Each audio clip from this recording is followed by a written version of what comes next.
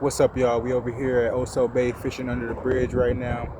Uh, so far it's been real slow. We haven't got nothing yet. Just one hardhead, one croaker, some small gaff tops. Nothing big yet. We usually catch some drum here, some reds, but get back to y'all if we get anything. So far we haven't got nothing. It's been real slow.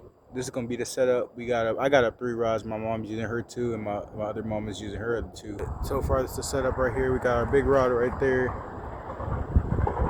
Got another rod and pole holder right there, Abu Garcia on just a regular surf pole. Then our other surf rod right there with another Abu Garcia Ambassador. Yeah, so far it's been real slow. No fish yet, but we'll get back to y'all as soon as we get something. Real slow, but it's a nice night.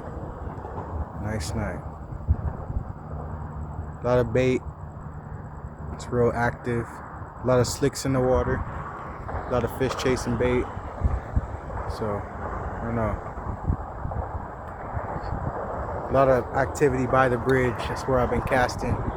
Got a croaker head on the big rod, so maybe we'll get a red, but we'll see. All right, y'all. Tight lines. Get back to you.